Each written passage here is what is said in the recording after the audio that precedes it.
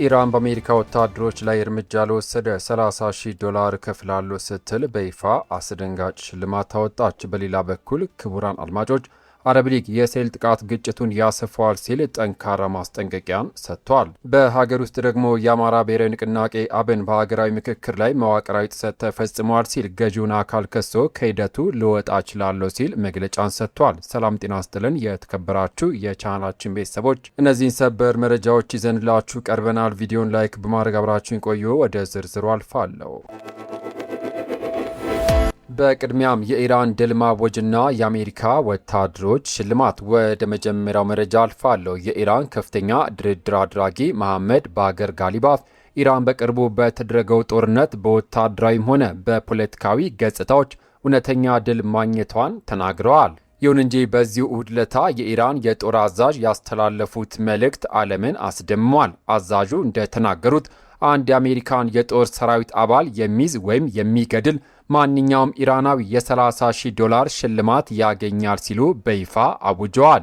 በተጨማሪም የኢራን የጦር ኃይሎች ጀነራል ስታፍ ኳታር በሀገሪቱ ታስረዋል የሚሏቸውን የኢራናውያን አብራሪዎች ዕጣ ፈንታ ምርመራ አግዳለች ሲል ከሷል። በሌላ በኩል ኢራን በጥር 8 ቀን በካራጃ በተካሄደው ተቋሞ ወቅት የደህንነት ጥሰት ፈጽሟል እና በፖሊሶች ላይ መኪና ስቧል ብላ የከሰሰችውን ሻራም ሳዴጌን እሁድ ለታ በሞት ቀጣለች። በእስራኤል በኩል ደግሞ የሺን ቤት የደህንነት ኤጀንሲና የብሔራዊ ሳይበር ዳይሬክቶሬት ዳይሬክተር የኢራን የስለላ ሰራተኞች የእስራኤል ጋዜጠኞችን ለማታለል የሚያደርጉት ሙከራ መጨመሩን አስጠንቅቋል። ይህ በእንዲህ እንዳለ የአሜሪካ ማዕከላዊ እዝ አደም ብራድ ኩፐር በመካከለኛው ምስራቅ የ10 ቀናት ጉዟቸውን አጠናቀው ከ50,000 በላይ የአሜሪካ ወታደሮች በተሰማሩበት ቀጠና እንቅስቃሴያቸውን አጠናክረዋል ብለዋል። ነገሩን ስናየው ነብርን ጭራውን አያይዙትም ከያዙትም አይለቁትም እንዲሉ የኢራን አዛዦች በአሜሪካ ወታደሮች ላይ የገንዘብ ተመን ማውጣታቸው የዓለምን ፖለቲካ የበለጠ አሙቆታል። ኢራን በአሜሪካ ወታደሮች ላይ የገንዘብ ሽልማት መቁረጧ በሁለቱ ሀገራት ፍጥጫ ላይ ምን አይነት ተጽዕኖ ያመጣል ብላችሁ ታስባላችሁ? ሀሳባችሁን በኮሜንት ላይ አስቀምጡልን። የኢራን አሜሪካ ፍጥጫ እንደተጠበቀ ሆኖ በሊባኖስ ደግሞ የእስራኤል ጥቃት ተበራክቶ የአረብ ሊግን ቁጣ ቀስቅሷል። መረጃውን አድምጡ። የአረብ ሊግ ማስጠንቀቂያና የእስራኤል ጥቃት ለ11 ሰዎች ምክንያት የሆነው የቅዳሜ ዕለት የእስራኤል ጥቃት አደገኛ የውጥረት መባባስ ሲል የጠራው አረብ ሊግ እስራኤል በደቡባዊ ሊባኖስ የምታደርሰውን ጥቃት አበክሮ አውግዟል። የአረብ ሊግ ቃል አቀባይ ባወጡት መግለጫ ጥቃቱ የሊባኖስን ሉዓላዊነት በግልጽ የጣሰና የሰላም ጥረቶችን ስጋት ላይ የሚጥል ነው ብለዋል። እስራኤል ግጭቱን ለማራዘምና ድርድሮችን ለማሰናከል እየሰራች ነው ሲል የከሰሱት ቃል አቀባዩ ዓለም አቀፉ ማህበረሰብና አሜሪካ የእስራኤልን ጦርነት ማሽን ካላስቆሙ ጦርነቱ ወደ መላው ቀጠና ሊስፋፋ እንደሚችል አስጠንቅቋል። በደቡባዊ ሊባኖስ በተፈጸመ ጥቃት 3 ሕፃናትን ጨምሮ 11 ሰዎች ሕይወታቸው በማለፉ በርካታ ነዋሪዎች ቀያቸውን እየለቀቁ መሆኑ ተገልጿል።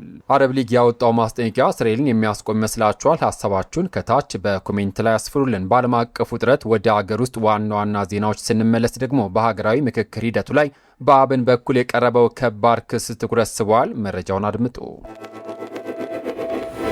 የአብን ከባድ ክስ በሀገራዊ ምክክሩ ላይ የአማራ ብሔራዊ ንቅናቄ አብን በሀገራዊ ምክክር ሂደቱ ላይ ከተራ የአሰራር ግድፈት የዘለሉ ተደጋጋሚና የተደራጁ ጥፋቶች ተፈጽመዋል ሲል ገዢውን አካል ከሷል። እንደ አብን ገለጻ ከሆነ በተለይም በአዲስ አበባ ጉዳይ ላይ የከተማዋ ነዋሪዎች ድምፅና ፍላጎት ሳይወከል ቀርቷል።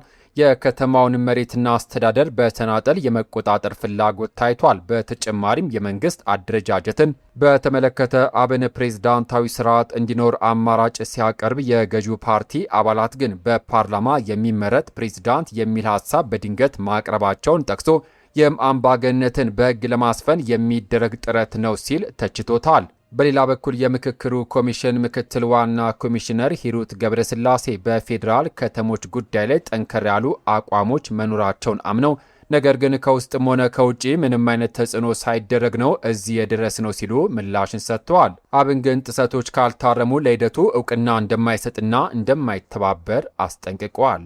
ክቡራትና ክቡራን የተከበራችሁ የዩቲዩብ ቻናል ቤተሰቦች የኢራን አስደናቂ የሽልማት ውሳኔ የመካከለኛው ምስራቅ የጦርነት ስጋት እንዲሁም የሀገራዊ ምክክር ውጥረቱ ወዴት የሚያመራ ይመስላችኋል? ሀሳባችሁን ከስር ኮሜንት ላይ ያካፍሉን። ቪዲዮን ከወደዳችሁት ላይክ ማድረጋችሁን አትርሱ። አዳዲስ እና ትኩስ መረጃዎች በፍጥነት እንዲደርሷችሁ ቻናላችንን ሰብስክራይብ በማድረግ የደወል ምልክቷን ይጫኑ። ከሰዓታት በኋላ በሚሰሙ በአዳዲስ መረጃ እስከምንገናኝ በያላችሁበት የዓለም ዳርቻ ቸር ቆዩ።